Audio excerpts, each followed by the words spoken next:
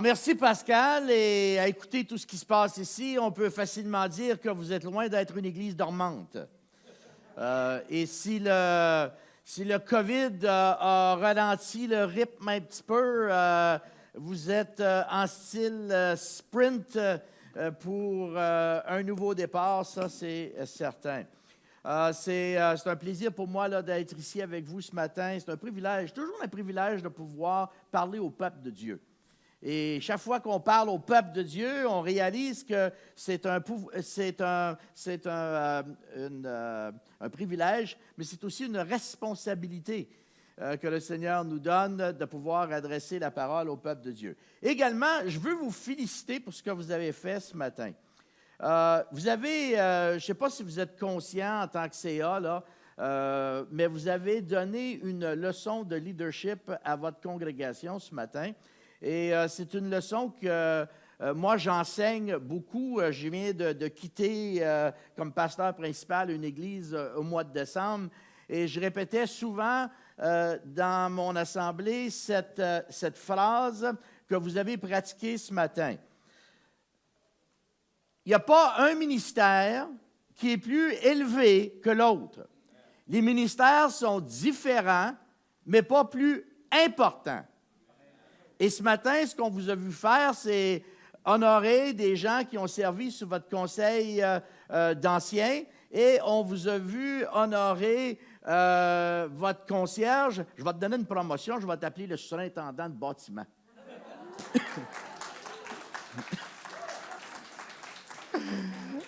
Et on vous a vu honorer Jonathan. Et ce que vous avez enseigné ce matin, sans peut-être même en être conscient, c'est que c'est pas ce qu'on fait qui est important et qui donne de l'importance, mais c'est d'être au service de Dieu avec les dons que le Seigneur nous a donnés. Et un don n'est pas plus important que l'autre. Différent, mais pas plus important. Et je vous félicite pour ça. C'est vraiment une belle leçon que vous avez partagée. Alors, écoutez, le temps avance, fait que je vais sauter dans le vif de mon sujet ce matin. Et je regardais tout ce qui se passait, puis je me disais, waouh, ça va très bien avec le sujet de ma prédication. Le titre de ma prédication ce matin, c'est Choisi pour faire une différence. Choisi pour servir, choisi pour faire une différence. En 2008, j'ai eu le privilège de visiter la ville de Dubaï. Vous avez peut-être vu Dubaï à la télévision, les grands édifices, l'île artificielle en palmier qu'ils ont construit. J'ai eu le privilège de visiter la ville de Dubaï et le pays des Émirats arabes, qui est considéré parmi les pays les plus opulents de la planète à cause de ses sous-sols riches en pétrole.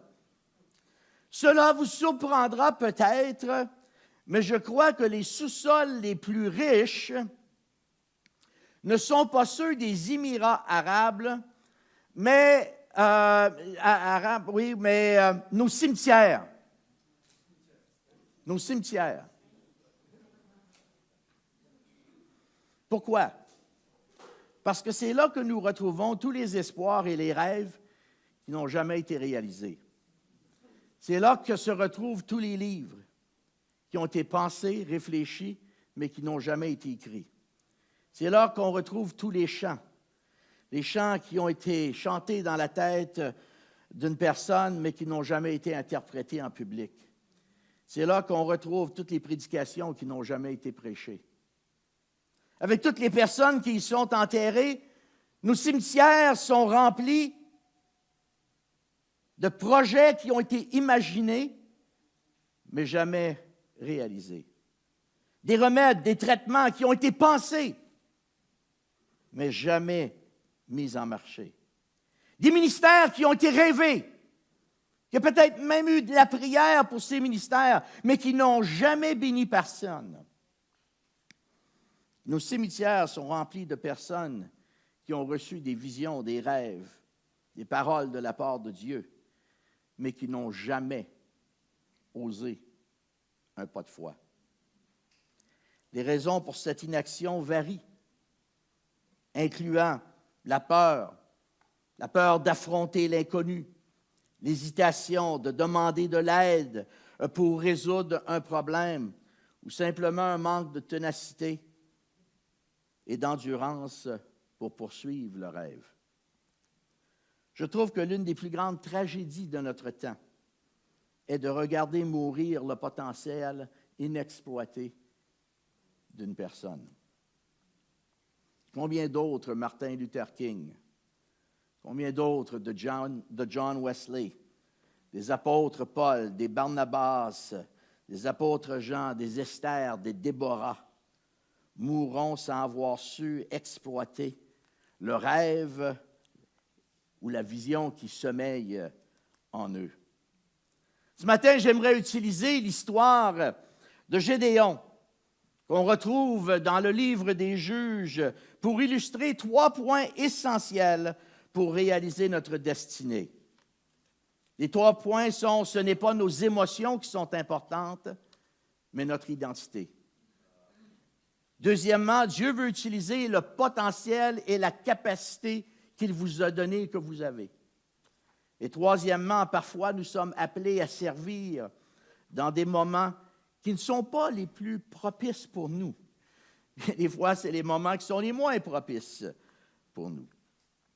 Alors, commençons avec le premier point. Pour réaliser notre destinée, nous avons besoin de réaliser que ce n'est pas nos émotions qui sont importantes, mais notre identité. Depuis le mois d'avril, je consacre la majorité de mon temps à accompagner des jeunes leaders de 25 à 45. Je suis terriblement préoccupé par la succession. Il y a 60% de nos pasteurs et de nos leaders de ministère qui, dans les 8 prochaines années, vont prendre la retraite et on a un manque flagrant de leaders. Donc, cette année, je me suis consacré à accompagner des jeunes leaders de 25 à 45 pour les aider à découvrir leur potentiel inexploité, clarifier leur mission de vie, faire des choix qui optimisent leurs capacités et surtout surmonter la peur et les pensées limitantes qui nous paralysent souvent dans nos actions. J'ai donc passé des dizaines de leaders en entrevue et je leur posais la question suivante. De quelle manière croyez-vous que Dieu veut utiliser votre vie dans les 5 prochaines années? Des gens qui sont à l'université, des gens qui sont dans des professions, d'autres qui sont dans des métiers, d'autres qui sont dans le ministère. De quelle manière croyez-vous que Dieu veut se servir de votre vie dans les 5 prochaines années? Alors, voici quelques-unes des réponses que j'ai reçues. Vous allez peut-être vous identifier avec quelques-unes de ces réponses. Quelques-uns m'ont dit, bien, je veux terminer le collège biblique ou je veux terminer mon université. D'autres m'ont dit, j'ai à cœur d'écrire un livre. D'autres m'ont dit, j'ai à cœur de travailler dans une église. D'autres, un ingénieur m'a dit, moi, j'ai à cœur de bâtir des églises dans des pays en voie de développement. Un autre voulait enregistrer un album de louange. C'était une leader de louange dans une église. Puis elle a dit, moi, je veux enregistrer un album de louange. Un autre me disait qu'il voulait développer son leadership pour investir dans la croissance et le développement de jeunes croyants dans son assemblée. 2 femmes m'ont dit qu'ils voulaient, eux, accompagner des femmes blessées et les aider à trouver réconciliation et guérison. D'autres veulent utiliser leur expérience de vie afin que leur douleur et guérison servent pour encourager des personnes qui vivent des circonstances semblables. Et je trouve ça intéressant de voir ces jeunes gens-là, avec ces désirs-là, qui veulent utiliser leur vécu et leur témoignage comme leur message. Parce que c'est biblique. C'est biblique. C'est un concept biblique. Dans 2 Corinthiens, le chapitre 1, le verset 4, nous lisons « Béni soit Dieu, le Père de notre Seigneur Jésus-Christ, le Père des miséricordes et le Dieu de toute consolation, qui nous console dans toutes nos afflictions, afin qu'on se réjouisse et qu'on soit bien content. » Non, c'est pas ça que ça dit, là. qui nous console dans toutes nos afflictions, afin que par la consolation dont nous sommes l'objet de la part de Dieu, nous puissions consoler ceux qui se trouvent dans quelques afflictions. La Bible nous dit que Dieu veut utiliser l'accumulation de ce que nous avons appris, de ce que nous avons souffert, de ce que nous avons découvert, ce dont nous avons vécu au niveau de la guérison intérieure, du pardon, et que cela devienne notre message. Dieu dit, je veux que ta vie, ton témoignage devienne le message. J'expliquais au groupe hier que des fois, il y en a qui ont une facilité à témoigner le message de Jésus. Il y en a d'autres qui ont plus de difficultés. Et je disais, si vous avez de la difficulté à trouver quoi dire, parlez de votre témoignage, de votre expérience. Parce que votre vie est votre message. Après avoir entendu tous ces projets bénissants, je leur ai posé la question, où êtes-vous là dans le processus d'accomplir tout cela? Et là, j'avais un silence au bout de la ligne. Et là,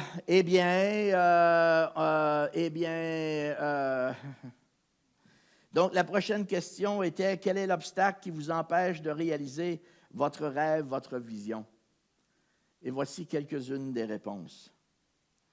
J'ai peur de l'échec. Je ne me sens pas assez qualifié. Je ne suis pas à la hauteur du défi. Je lutte avec un sentiment d'insécurité qui m'empêche d'avancer. Je ne sais tout simplement pas par où commencer. Je connais mes faiblesses, mais je ne connais pas mes forces. Je manque de discipline. J'ai de la difficulté avec la procrastination. J'ai hâte de pouvoir oser foncer sans me préoccuper de ce que les gens vont dire. Intéressant, n'est-ce pas? Je suis certain que chacun d'entre nous, ce matin, nous pouvons nous identifier avec au moins un de ces sentiments. Et je sais très bien qu'il y en a plusieurs qui peuvent s'identifier avec beaucoup plus que seulement un de ces sentiments. Alors, la question que je vous pose, c'est quelles sont les raisons que vous invoquez qui vous empêchent d'avancer avec un projet que Dieu vous a mis à cœur? Une autre question interpellante, quand on pense à l'inaction, c'est quel est le risque de l'inaction? Parce que je leur posais la question, si vous ne faites rien avec ce que Dieu a déposé dans votre cœur, quel est le prix que vous allez payer dans les années à venir? Wow. C'est intéressant, les réponses. Quel est le risque? Comme le démontre si bien mon illustration des cimetières, le risque est que la vision, le rêve, le fardeau que le Seigneur a mis dans notre cœur et qui demeure inexploité, le risque, c'est qu'il se fasse enterrer. Un peu comme dans l'histoire de Matthieu 25, où le maître donne des talents à 3 de ses serviteurs et un des serviteurs décide de cacher dans la terre la pièce de monnaie plutôt que de la mettre au profit. Le résultat de l'inaction, mes amis, au niveau de nos dons, au niveau des désirs, des aspirations que Dieu place dans nos cœurs, c'est le sentiment de regret de passer à côté de notre destinée. Notre destinée n'est pas si difficile à découvrir. Si ça vous intéresse, je viendrai vous faire une prédication là-dessus parce que j'en ai une. J'explique à mes apprenants comment est-ce qu'on fait pour découvrir la destinée. Moi, j'ai entendu parler, saisis ta destinée pendant des années, mais personne ne me disait comment saisir ma destinée. Et j'ai été frustré pendant 20 ans parce que ça m'a pris près de 20 ans de découvrir comment, justement, découvrir la mienne, ma destinée. Devant l'inaction, il y a donc 2 options qui s'offrent à nous. Soit que vous subissez la vie telle qu'elle se présente, ou que soit vous décidez de la prendre en main et d'en assumer la responsabilité pour en changer la trajectoire et réaliser votre destinée. La majorité de nos excuses, quand on les regarde pour l'inaction, Et je pointe du doigt à personne ce matin parce que moi, je fit très bien dans l'histoire, là. OK? Je me suis retrouvé dans plusieurs des exemples que je vais partager avec vous de ces moments-là dans ma propre vie. Mais la majorité des excuses que nous allons apporter, ce sont en fin de compte le résultat de ce qu'on appelle des croyances limitantes. Les croyances limitantes sont en réalité des fausses croyances qui nous bloquent, qui nous paralysent dans la progression de notre vie, dans la progression de notre marche spirituelle, dans notre progression de saisir ce que Dieu a en réserve pour nous à cause de blessures et toutes sortes d'autres circonstances. Jean, dans l'Apocalypse, nous parle aussi de la voix de l'accusateur des frères. Vous savez, cette voix qui va chuchoter. « Ah, mais toi, pourquoi tu ferais ça? Tu te prends pour qui, toi? Tu sais bien que tu n'as pas les compétences pour faire ça? Tu n'as jamais rien fait de bon dans ta vie, puis tu penses que tu vas aller faire ça, là? Tu te prends pour qui, là? » Oh, vous la connaissez, cette voix? La voix de l'accusateur.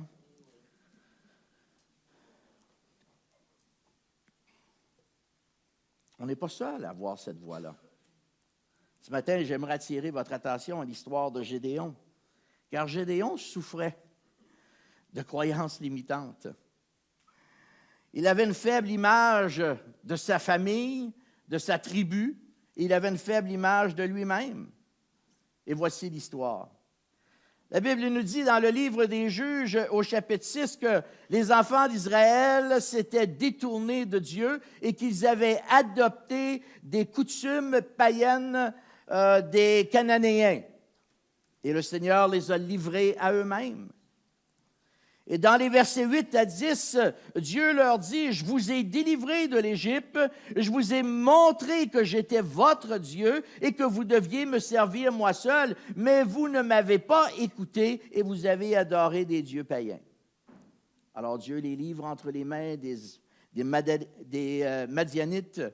Et pendant 7 ans, les Israélites ont été obligés de se cacher dans des cavernes et dissimuler leurs provisions parce que les Midianites venaient les voler et dévorer leurs champs. Au verset 10, nous voyons Dieu qui décide d'aider, d'intervenir et les aider dans leurs difficultés. Donc, il envoie, la Bible nous dit, l'ange de l'Éternel avec une mission pour un jeune homme qui s'appelle Gédéon. Qui est Gédéon? Au verset 10, la Bible nous dit que Gédéon battait du froment au pressoir pour le mettre à l'abri des Madianites. En fait, compte, Gédéon était caché dans un pressoir à vin. Habituellement, dans un pressoir à vin, tu fais du vin. Mais lui, il était caché dans le pressoir à vin, dans cette caverne, non pour faire du vin, mais pour battre le blé et séparer le blé des tiges. Et ensuite, il cachait le blé des Madianites qui pillaient les récoltes. Alors, il est évident que s'il est caché dans le pressoir en train de faire ce qu'il faisait, il était caché parce qu'il avait peur. Il avait peur des Madianites. Maintenant, c'est intéressant. Parce que lorsque l'ange de l'Éternel arrive là où est Gédéon, voici la manière que l'ange de l'Éternel s'adresse à Gédéon. Il lui dit, « L'Éternel est avec toi, Gédéon, vaillant héros. » Wow! Vaillant héros. Gédéon était loin de se sentir un vaillant héros.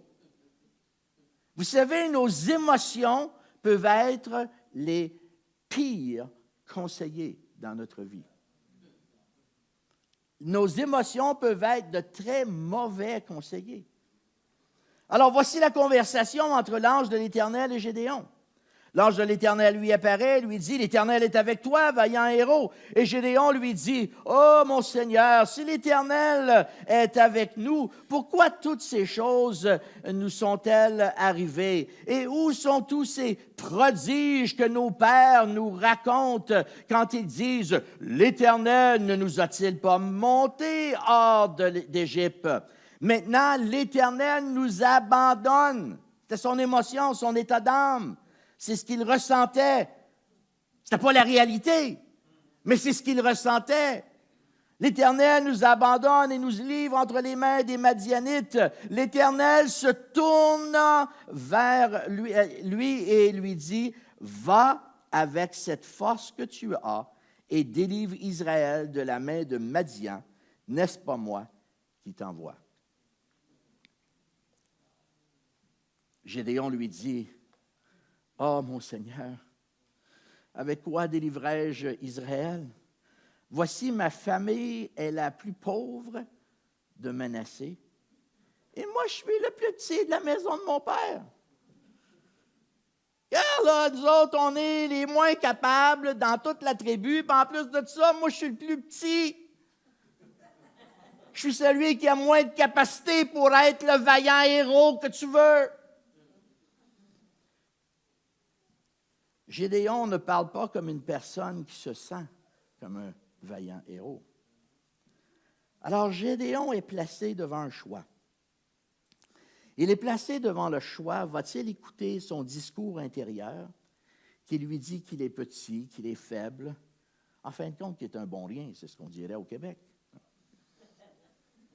Ou va-t-il écouter l'ange de l'Éternel qui lui dit, « Tu es un vaillant héros. » En lisant ce texte, je me suis demandé, pourquoi est-il si difficile pour nous de nous voir de la même manière que Dieu nous voit? Posez-vous la question. Pourquoi est-il si difficile pour nous de nous voir avec les mêmes yeux, avec le même regard que Dieu nous voit? Pourquoi laissons-nous si souvent la voix du saboteur intérieur nous minimiser, nous dénigrer, nous écraser? Et c'est grave quand ça arrive d'une vie personnelle, mais c'est encore plus grave quand le saboteur le fait pour une assemblée. Lorsque le saboteur intérieur va dire des paroles à quelqu'un qui vont répéter à l'assemblée et qui va dénigrer et minimiser l'assemblée. Je vous ai dit que c'est un privilège de prêcher au peuple de Dieu. Pourquoi? Parce que quand on prêche à une assemblée, on est en train de prêcher au corps de Christ, ce qui est de plus précieux pour Dieu. Alors, faisons attention à la voix du saboteur, qui va nous émouvoir de toute façon, émouvoir nos émotions pour qu'on fasse des déclarations, des fois, qui sont méprisantes envers le corps de Christ. Ce n'est pas du tout la vue de Dieu.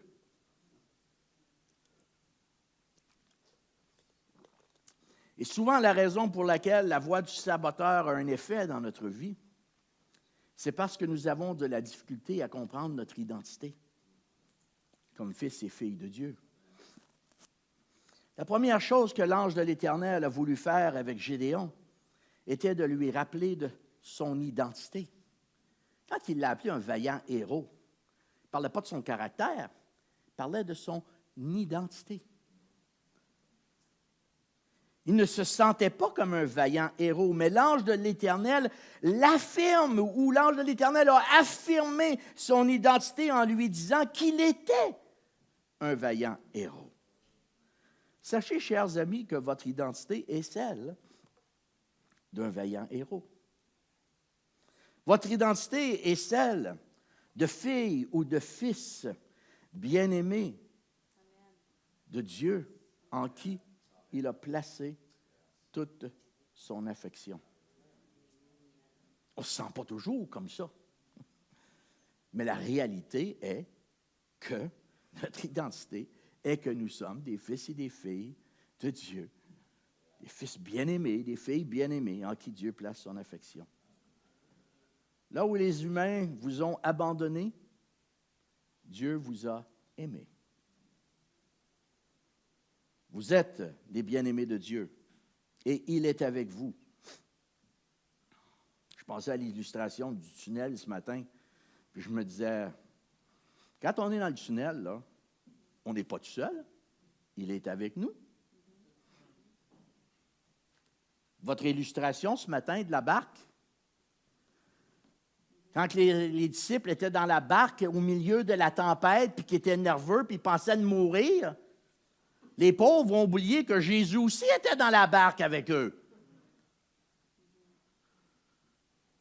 Mes amis, Jésus est avec nous, là. Il ne part pas, puis il revient, puis, tu sais, là, on n'est pas dans l'Ancien Testament, là, où ce que l'Esprit est là, puis l'Esprit part, puis l'Esprit revient, puis l'Esprit... Non, on est dans le Nouveau Testament, là. On est dans la nouvelle naissance, là. OK? On fait partie du royaume de Dieu, là. Alors, le Seigneur est avec nous, qu'on soit dans le tunnel, qu'on soit en dehors du tunnel. Donc, moi, le tunnel ne m'énerve pas. Moi, j'ai été en guerre. J'ai passé 12 mois et demi en Afghanistan sur un terrain d'opération et de guerre, à me promener assis sur des caisses de grenades quand justement, on sautait sur des routes moi, je dormais. Et les gars disaient, comment est-ce que vous pouvez faire pour dormir? Moi, c'est parce que mon avenir, là, n'est pas là. C'est pas vous autres qui m'assurez mon avenir, là. Tu sais? Le Seigneur est avec moi, là. Si j'ai affaire à mourir aujourd'hui, je vais mourir. Si j'étais au Québec, je mourrais de bien d'une crise de cœur, mais j'allais mourir, je mourrais. Puis si c'est pas mon tour aujourd'hui, tu sais quoi, je ne mourrais pas.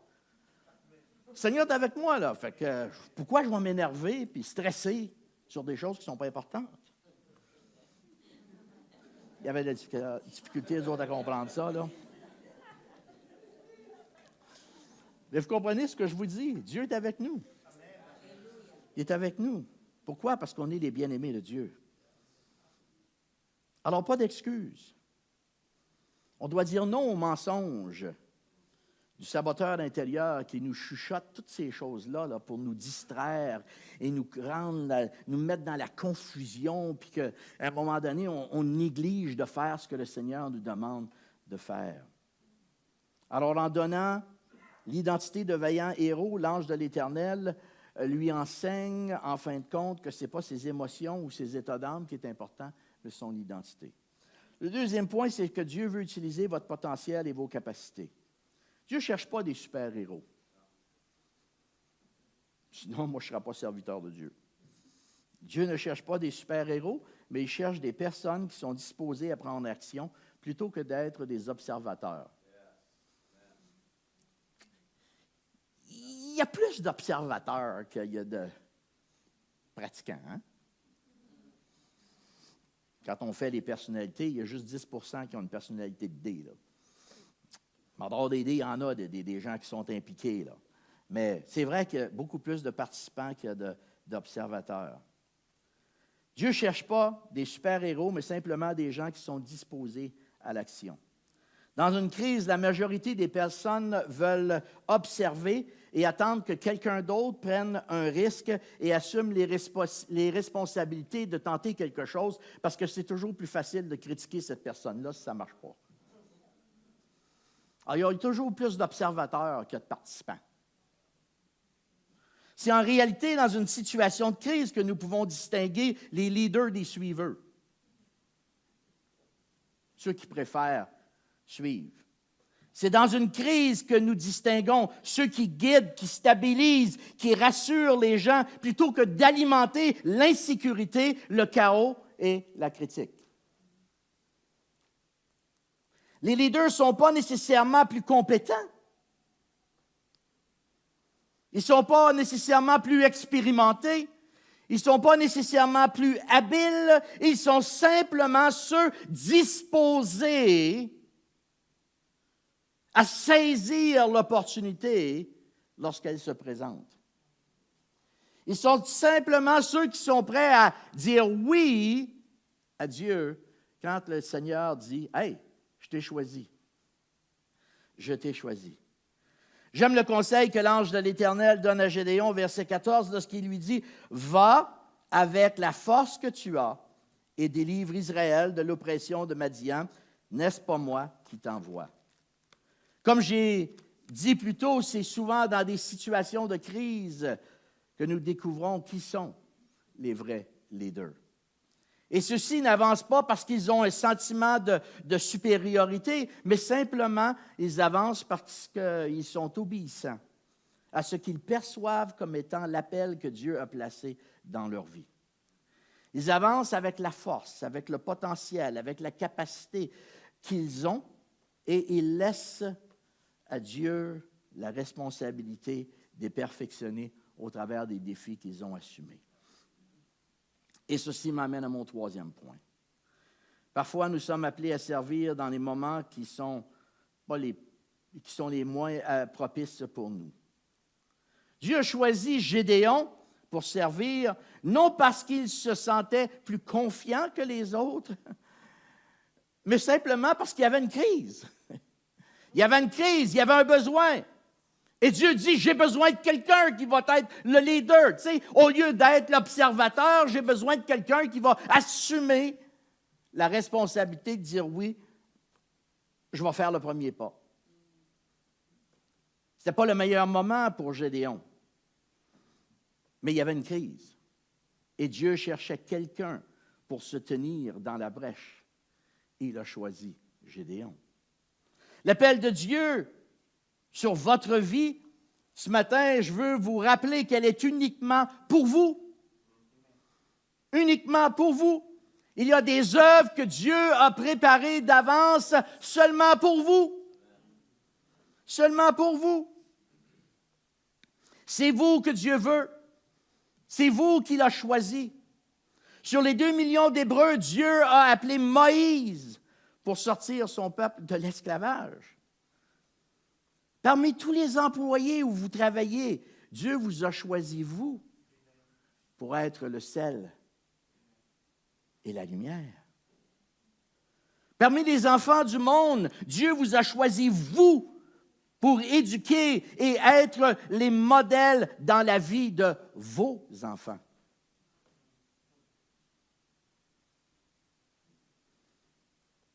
Alors, qu'est-ce que vous croyez que Dieu vous demande de faire?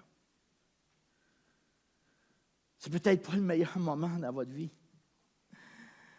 Il y a peut-être toutes sortes de circonstances qui sont difficiles et qui rendent difficile de dire oui à l'appel. C'est peut-être pas le meilleur moment dans votre vie. Vous avez peut-être peur. Mais rappelez-vous de la parole que Dieu a donnée à Gédéon. Va avec la force que tu as.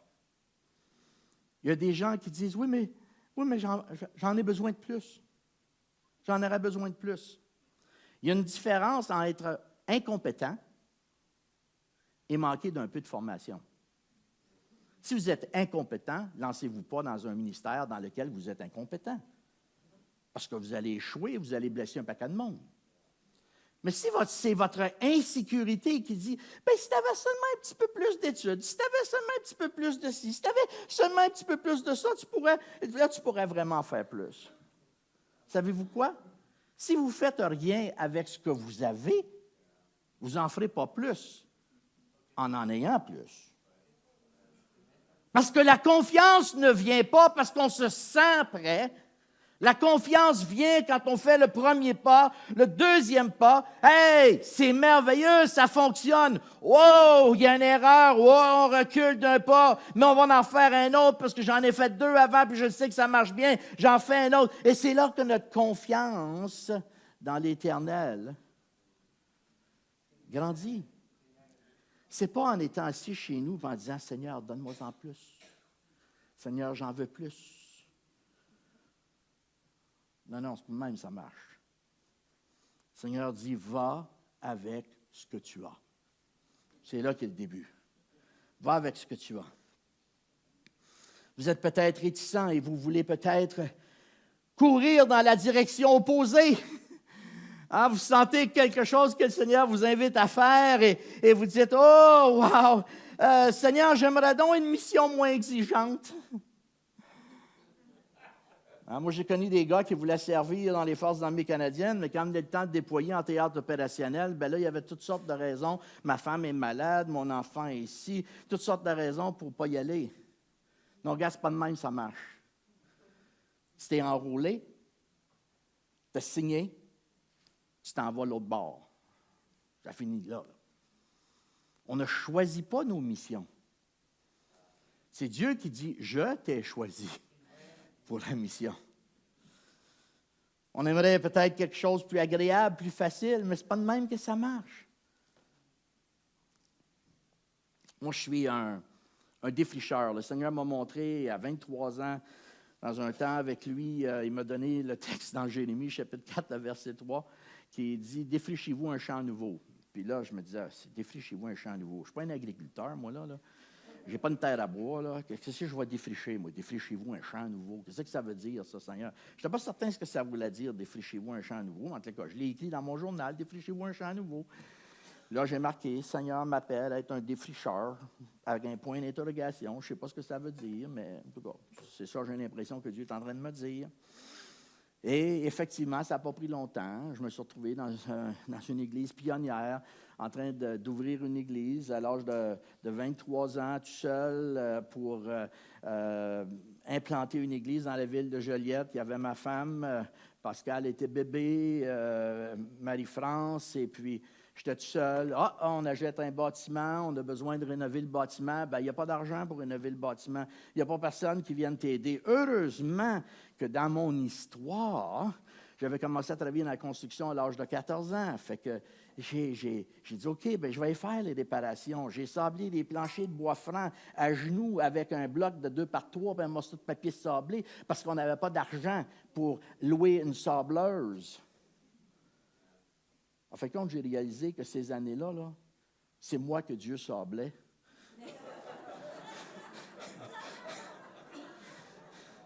Puis là, le Seigneur disait, oui, mais tu es un défricheur. Tu es un défricheur. Et c'était le commencement d'une vie où, presque à tous les 2-3 ans, j'avais un nouveau projet, quelque chose de nouveau à défricher. Puis à un moment donné, vers l'âge de 40 ans, Louise, elle me dit, Pierre, explique-moi pourquoi. Que quand tu pourrais commencer à jouir de ce que tu fais, là, puis commencer à jouir des bénéfices de ce que tu fais, là, parce que là, tu as mis quelque chose en place, puis ça va bien. Pourquoi tu t'en vas? Et la réponse était simple. C'est parce que Dieu m'a dit que j'étais un défricheur. Moi, ma job, c'est de défricher. C'est de me rouler les manches, puis d'aller là où d'autres ne veulent pas. C'est de faire ce que d'autres ne veulent pas faire. C'est d'être un défricheur. Des fois, on veut quelque chose de plus facile, mais ce n'est pas ça que Dieu nous demande. Rappelez-vous que Dieu a interrompu la routine de vie de Gédéon pour lui donner l'opportunité de devenir le vaillant héros qu'il voyait en lui. Lisez bien la Bible et vous verrez que tous ceux et celles qui ont fait des exploits pour Dieu l'ont fait dans des moments qui n'étaient pas les plus appropriés pour eux. Mais ils l'ont fait pour répondre à une crise, pour répondre à une situation malheureuse, tragique, où Dieu disait, « Je vois en toi un vaillant héros, je t'ai choisi pour faire une différence, va avec la force que tu as. » Dieu ne vous appelle peut-être pas à libérer le peuple québécois, comme Moïse a libéré le peuple d'Israël.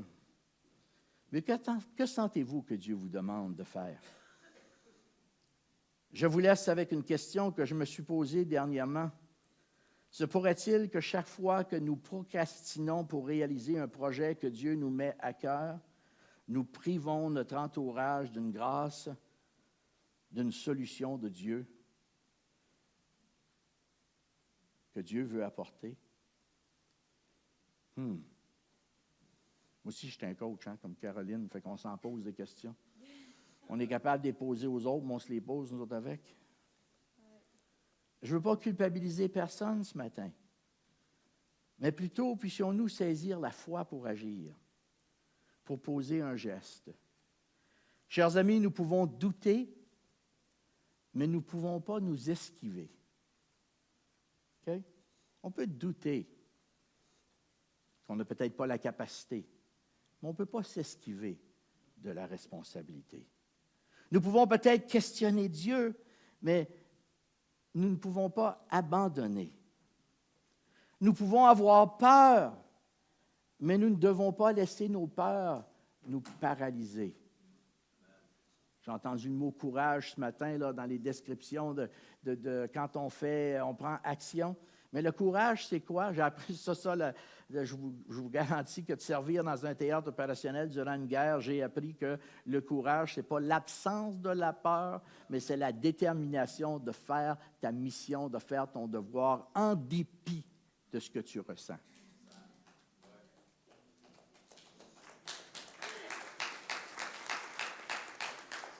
Alors, vous avez peut-être peur, mais ne laissez pas vos peurs vous paralyser. Nous pouvons être nerveux ou incertains, mais nous ne devons pas nous cacher comme Saül, qui s'est caché parmi les bagages pour éviter la tâche qui était la sienne. Cachons-nous pas derrière toutes sortes d'idées, toutes sortes d'autres ministères, toutes sortes de choses. Sachez que votre voix intérieure vous dira par moments que vous n'êtes pas qualifié. Moi, je l'ai entendu, cette voix-là, à plus qu'une reprise. Le saboteur intérieur vous dira, bien, c'est pas le meilleur moment pour toi, puis c'est certainement pas la meilleure saison. Vos émotions vous feront craindre les circonstances chaotiques. Mais rappelez-vous que le contraire de « je ne suis pas qualifié » est « va avec la force que tu as ». Va avec la force que tu as. C'est moi qui t'ai choisi, c'est moi qui t'envoie. Alors, quel est le geste que vous pouvez faire cette semaine? Quel est le geste que vous pouvez faire ce mois-ci? Quel est le geste que vous pouvez faire cette année pour commencer à emboîter le pas et de réaliser ce que Dieu vous met à cœur? Moi, je vous encourage de parler avec vos pasteurs. Partagez vos rêves, vos aspirations avec vos pasteurs. Au lieu d'essayer d'avoir toutes les réponses, asseyez-vous avec eux et partagez avec eux vos rêves. Notre rôle, ce n'est pas de trouver toutes les solutions. Ça, c'est le rôle de Dieu. Notre rôle, c'est simplement de dire, c'est quoi mon prochain pas? Ça va-tu? Est-ce que ça va avec mes dons? Est-ce que ça va avec ma personnalité? Hier, je parlais des sentiers sacrés. Je ne sais pas si vous connaissez les sentiers sacrés, mais moi, je suis un grand amateur des sentiers sacrés parce qu'en fait, compte, ta personnalité, tes dons et tes sentiers sacrés, là, il y a une ligne conductrice là-dedans là, qui nous aide à discerner c'est quoi notre destinée. Alors, parlez-en avec vos leaders. Et rappelez-vous que ce n'est pas vos émotions qui est le plus important, mais votre identité. Rappelez-vous que Dieu veut optimiser le potentiel et les capacités que vous avez. Va avec ce que tu as. Et parfois, le Seigneur va vous appeler à vous servir dans des moments qui sont les moins propices, mais, hey, c'est la crise. C'est maintenant le besoin. Et ma responsabilité, c'est quoi? C'est de saisir l'opportunité que le Seigneur me donne. Seigneur, on veut te remercier pour ta bonté à notre égard. Merci parce que quand on regarde l'humanité, tu as créé l'humanité et tu as créé l'humanité avec un plan, avec une idée en tête. On n'est pas des pauvres pécheurs qui doivent vivre dans la culpabilité de notre passé, mais Seigneur, on est des êtres régénérés. On est des êtres qui ont emboîté le pas dans une nouvelle, qui sommes devenus de nouvelles créatures, dans une nouvelle vie, comme quelqu'un a mentionné ce matin, qui nous amène à marcher dans le présent et l'avenir. Alors, Seigneur, on ne veut pas laisser nos émotions du passé rattachés au passé et nos échecs du passé, nos erreurs du passé, nous empêcher d'emboîter le pas que toi tu désires qu'on puisse emboîter pour faire notre part dans ton royaume. Ton royaume, Seigneur, est comme un immense casse-tête. Et chacune de nos vies est un morceau de ce casse-tête-là. Et chaque fois que nous refusons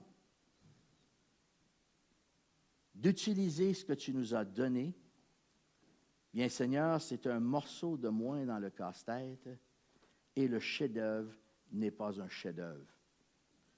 Alors aide-nous, Seigneur, à faire du casse-tête un chef-d'œuvre. Aide-nous, Seigneur, à mettre notre vie, notre raison d'être, la raison pour laquelle tu nous as créés, la raison pour laquelle tu nous as donné la personnalité qu'on a, que tu nous as donné les dons de service qu'on a, que tu nous as, Seigneur, sensibilisés au sentier sacré que nous avons. Il y a une raison pour ça. Aide-nous à le découvrir, Seigneur, afin qu'on puisse marcher pleinement. Peu importe nos émotions, peu importe, Seigneur, qu'on sente que c'est la meilleure saison ou non, mais qu'on soit capable d'avancer, sachant que c'est toi qui nous as appelés et qui nous dit, va avec la force que tu as. Amen. Amen. Que Dieu vous bénisse abondamment.